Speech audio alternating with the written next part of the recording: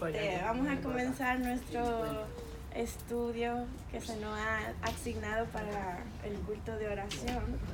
El tema que se nos ha dado es sobre la iniquidad, tomando como base Segunda de Reyes, capítulo 17, versículo 24 en adelante. Mi parte es la introducción al tema. Y como introducción, lo primero que hice fue buscar qué es iniquidad. Y como lo podemos ver en la Real Academia Española, se define la iniquidad como maldad y una injusticia grande.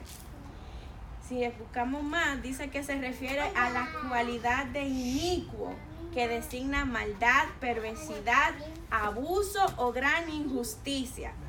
Es decir, que es un acto contrario a la moral, a la justicia y a la religión. La palabra iniquidad viene del latín iniquitas o iniquitatis, que traducido es cualidad de injusto. En un sentido bíblico, existe desde el principio y aparece por primera vez en el ángel caído. En Ezequiel 28:16, cuando dice: a causa de la multitud de tus contrataciones, fuiste lleno de iniquidad y pecaste, por lo que yo te eché del monte de Dios y te arrojé de entre las piedras del fuego, oh querubín protector. O sea que la iniquidad tiene inicio con la caída de Satanás, ¿verdad? La iniquidad es maldad, es impiedad o culpa, lo cual es una gravedad o pecado. Y que a su vez es una ofensa contra Dios y está fundada en el desconocimiento y rechazo de las leyes del Señor. De ahí donde surge la iniquidad. Es el rechazo o una ofensa a Dios, al conocimiento de Dios y sus leyes. Si vemos la versión en griego, viene de la palabra anomía, que significa desprecio por las leyes, de lo cual se extrae que la iniquidad implica el irrespeto y la no sujeción a la autoridad de Dios o a la de la ley. En la iniquidad podemos reconocer el camino torcido o el desvío del camino correcto. Si vamos a nuestra Biblia y leemos en Éxodo 34, en el capítulo 6, 7, vimos pues 6 y 7, vemos como Moisés lo expresó cuando dice: y pasando Jehová por delante de él proclamó: Jehová, Jehová fuerte, misericordioso y piadoso, tardo para la ira y grande en misericordia y verdad, que guarda misericordia a millares, que perdona la iniquidad, la rebelión y el pecado, y que de ningún modo tendrá por inocente al malvado, que visita la iniquidad de los padres sobre los hijos y sobre los hijos de los hijos hasta la tercera y cuarta generación. Aquí podemos ver desde dónde viene ese camino torcido, desde la primera, tercera hasta la cuarta generación. Entonces, si vemos la definición de anomía, dice que la anomía se refiere a la ausencia de la ley, normas o convenciones. De esta etimología se desprende su uso en el ámbito social y psicológico, en los cuales hace referencia, como ya lo dije al principio, a la ausencia de normas en una sociedad o persona, o su irrespeto o degradación por un individuo o grupo. Las consecuencias de la anomía van desde la inadaptación a las normas sociales hasta la transgresión de las leyes y las conductas antisociales. En los versículos que estaremos estudiando en este mes se puede ver aquí, si nos damos cuenta y estuvimos atentos a todas las predicaciones que han llegado, en especial las que habló el hermano Noé, podemos ver que con los versículos que vamos a estudiar, vemos lo que se ve una anomía, porque hay una desculturización que entra a la parte sociológica y la psicológica, y es cuando entra y llena la iniquidad o entra el pecado. Entonces de ahí se surge la anomía.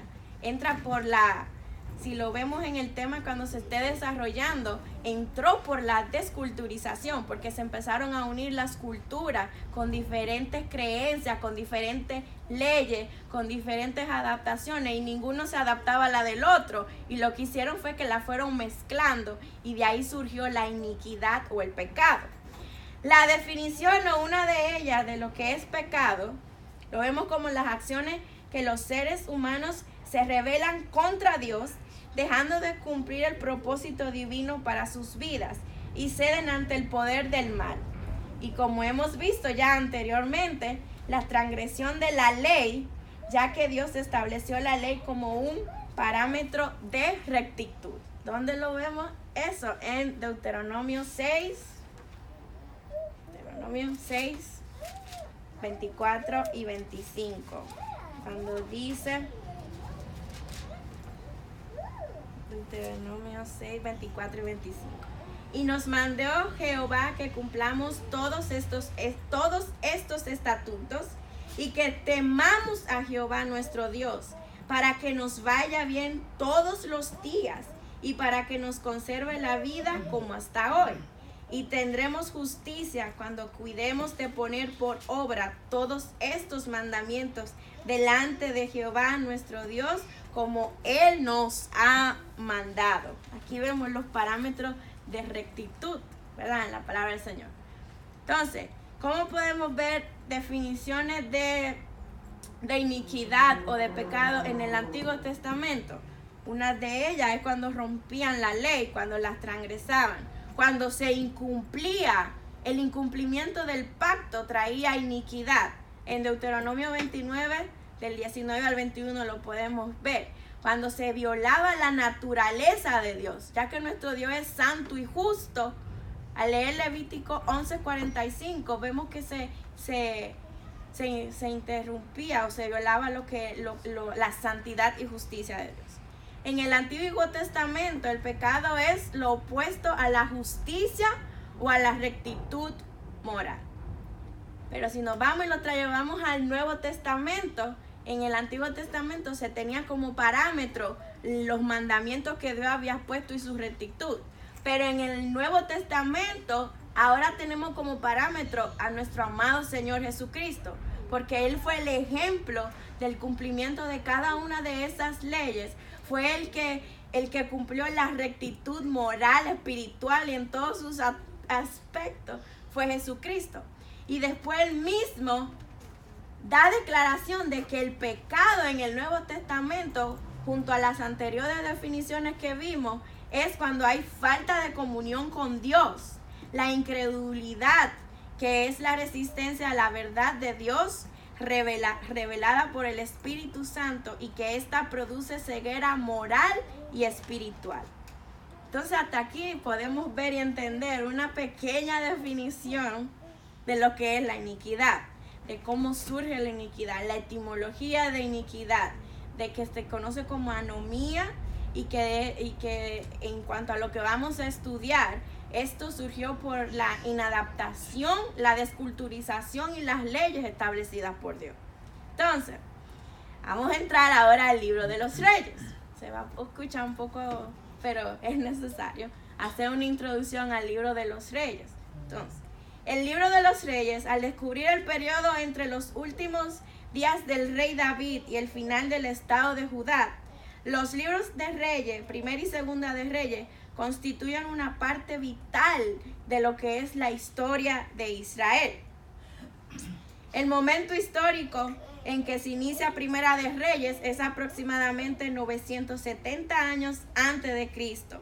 Y el último acontecimiento de Segunda de Reyes, capítulo 25, ocasión en la que Evil-Merodach libera de la prisión al rey Joaquín. Entonces podemos ver que en Primera de Reyes y Segunda de Reyes se abarcan 410 años de historia.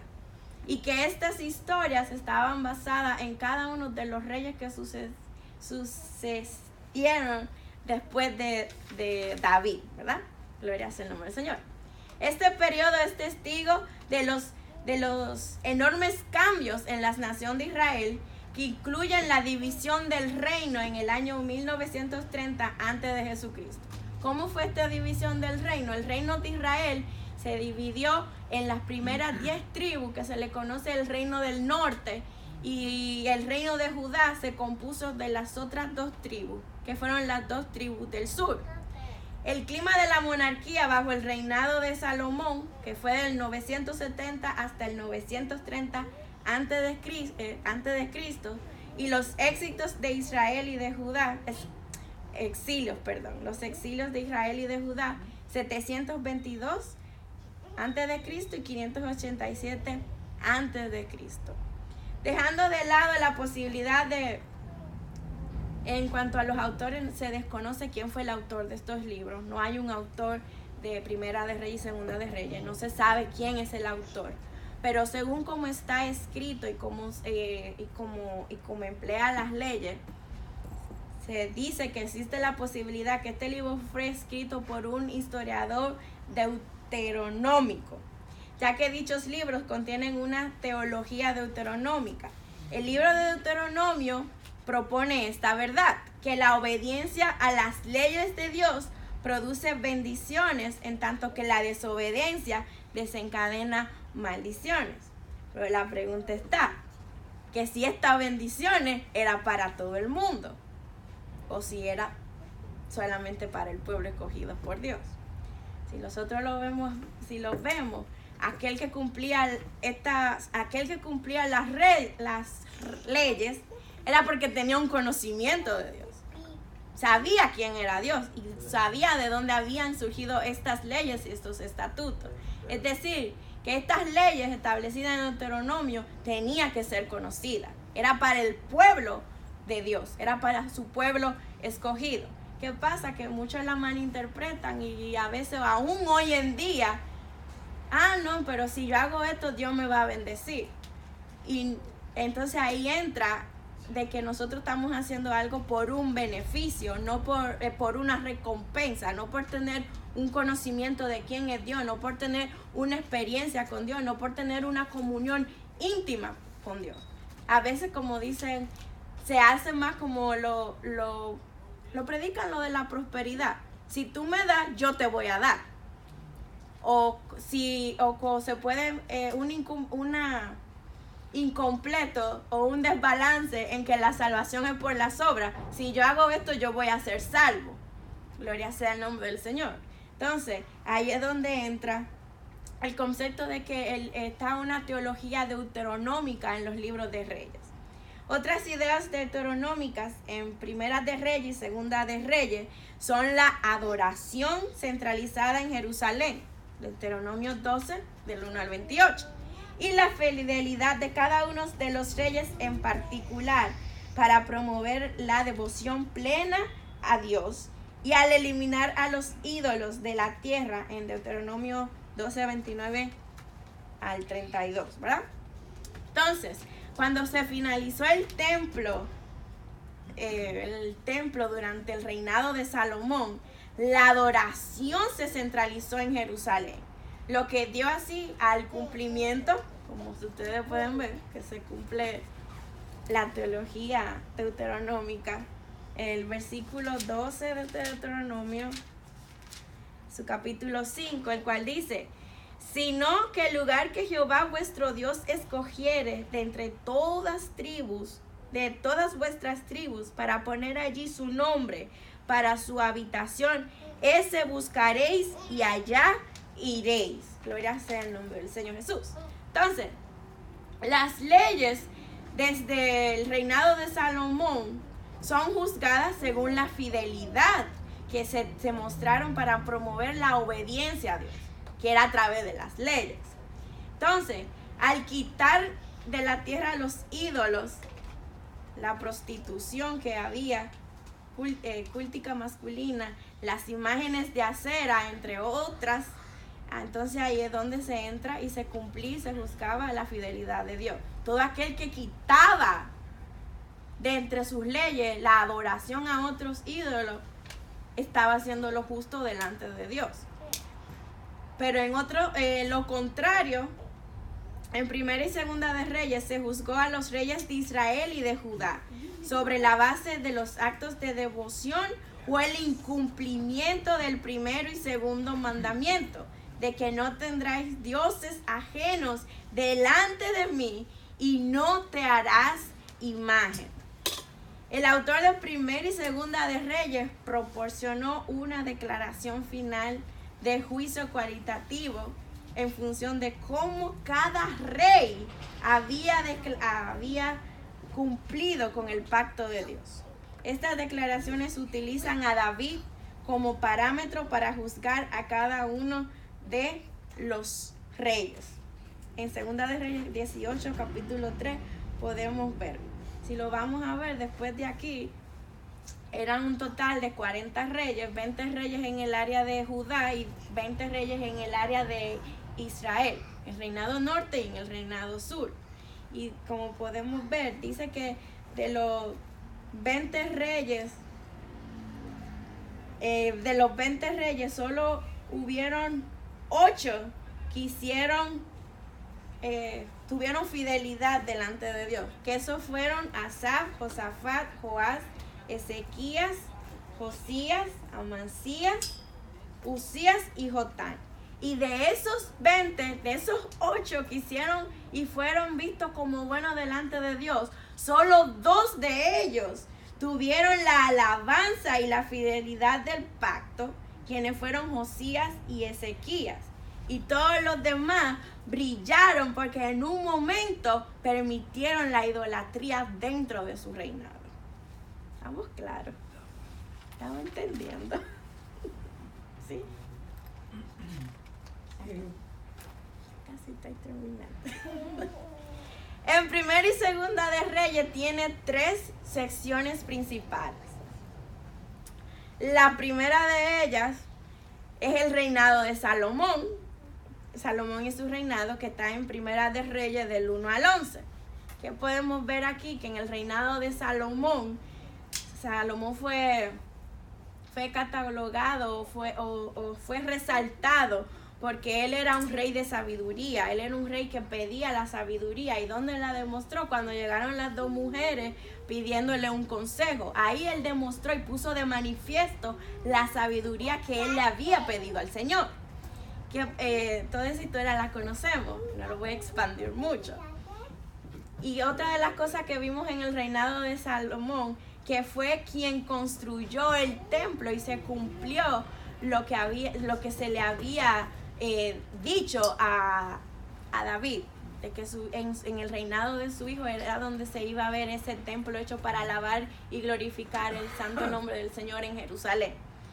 Pero ¿qué pasó?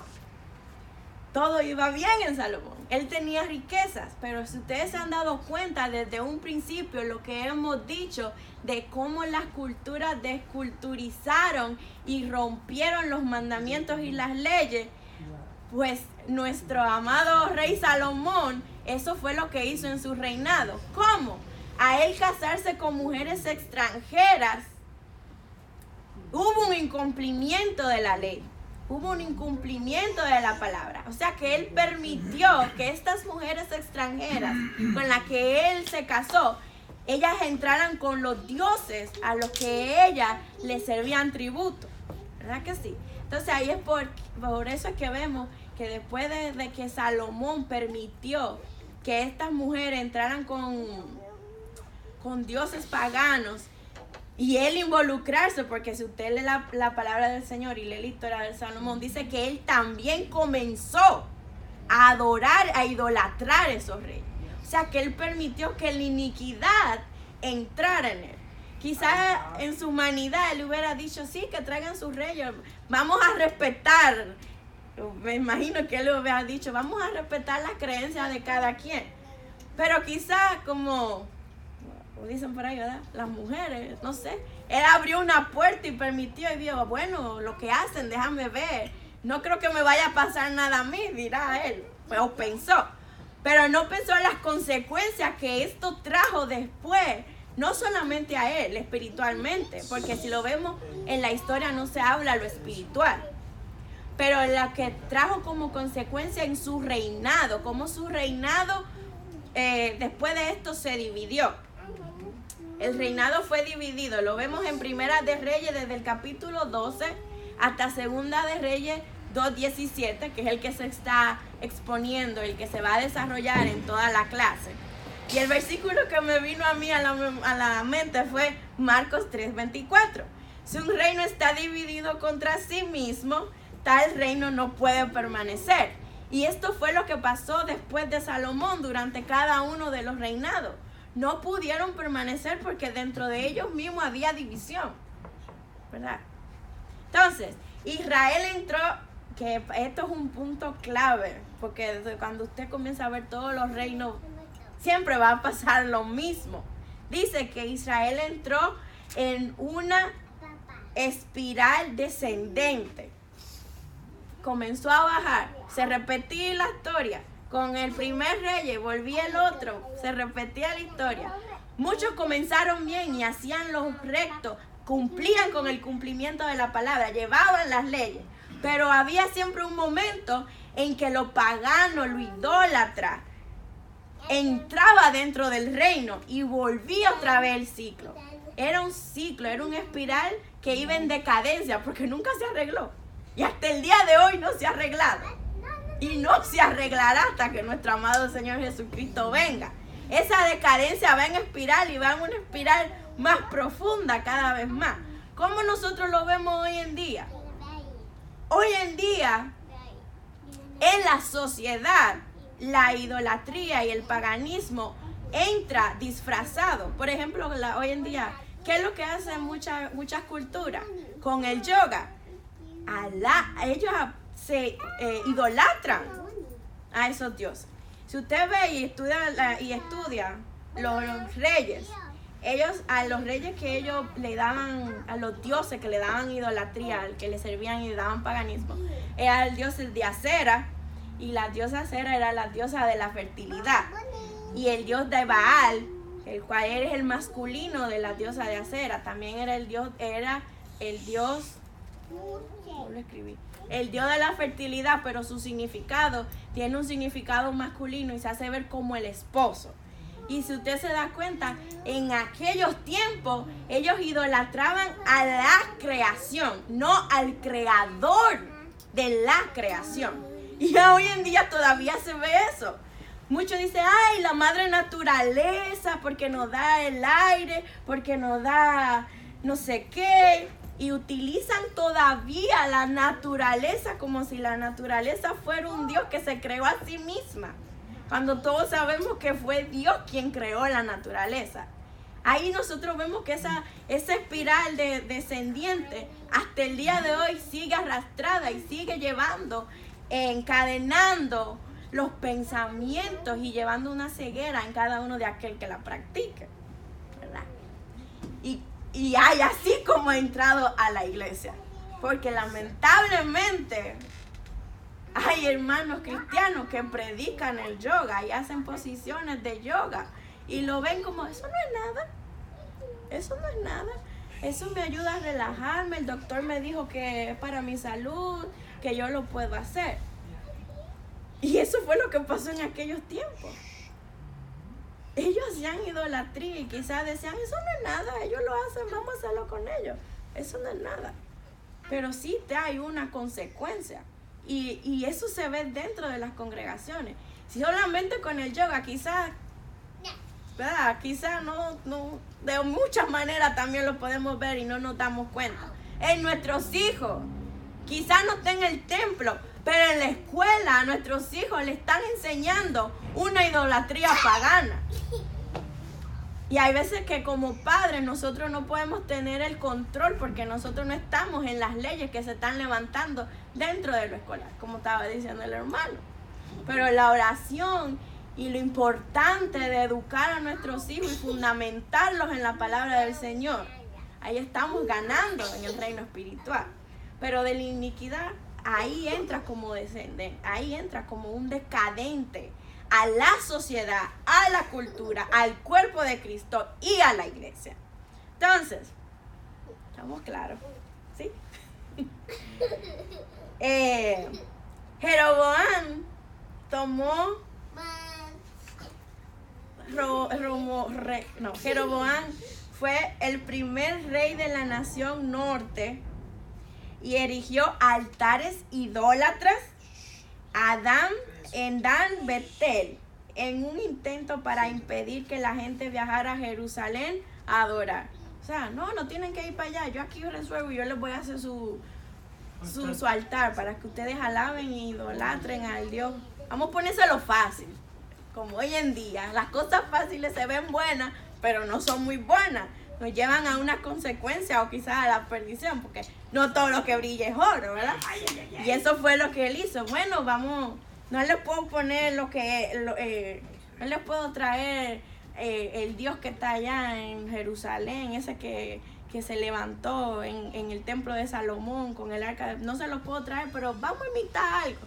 Vamos a hacerle algo, vamos a hacer algo pantalloso para que eso fue lo que pasó en aquellos tiempos.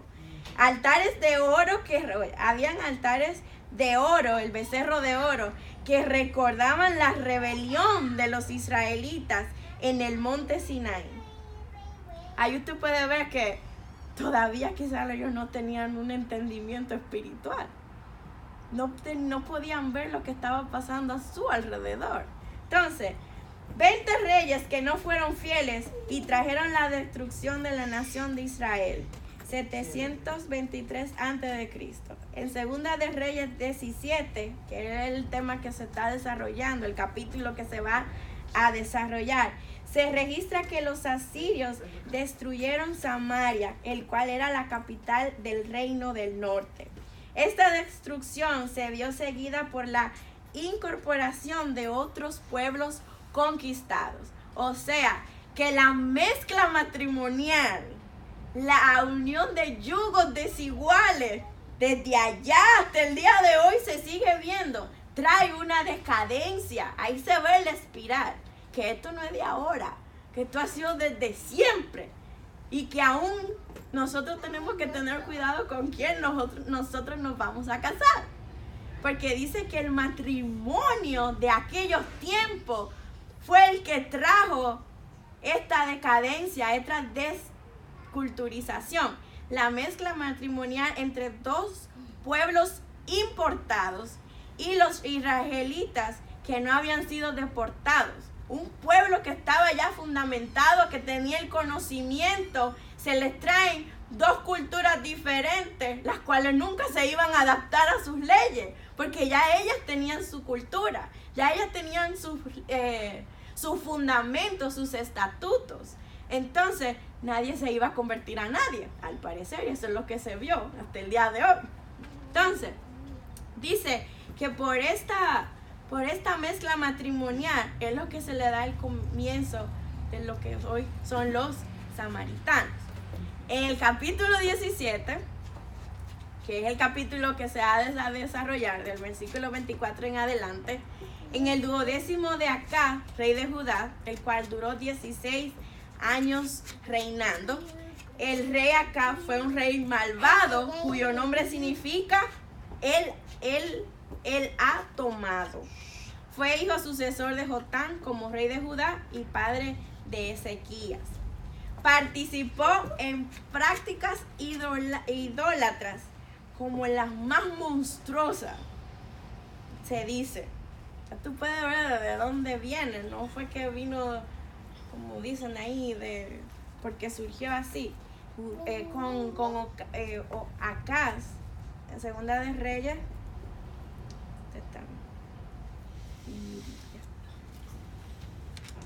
Segunda de Reyes.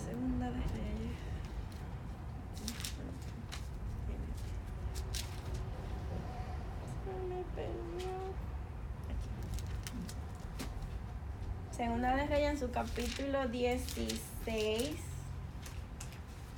capítulo 3, dice: antes anduvo en el camino de los reyes de Israel.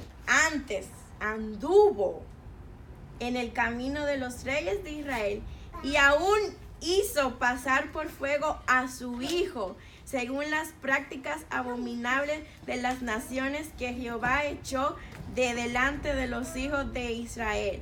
Asimismo sacrificó y quemó incienso en los lugares altos y sobre ellos los collados y debajo de todo árbol frondoso. O sea que a su propio hijo lo entregó a prácticas abominables. Como los padres hoy en día que entregan a sus hijos en Halloween, eso mismo fue lo que él hizo. Llevó y entregó a su hijo como un sacrificio, ¿verdad? Entonces, ahí podemos verlo.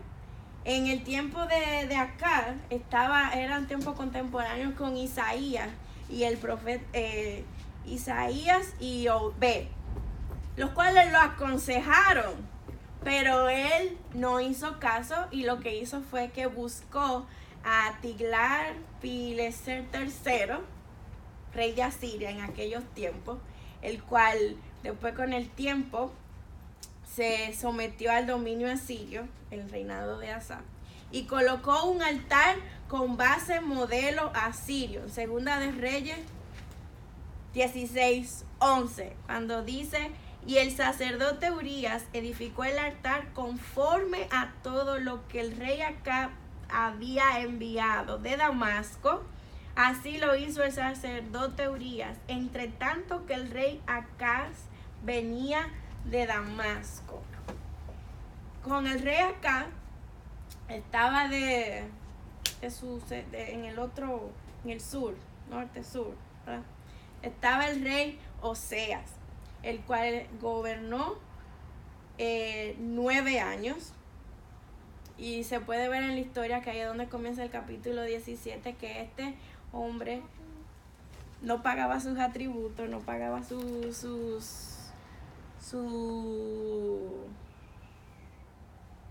Él empezó a conspirar y dice que no pagaba tributo al rey de Siria como lo hacía cada año, por lo que el rey de Asiria lo detuvo y lo aprisionó en la casa de la cárcel, y el rey de Asiria invadió entonces todo el país y todo el sitio de Samaria. Ahí es donde comienza la destrucción de Samaria, ahí es donde cuando invaden los asirios al reinado al lugar de Samaria.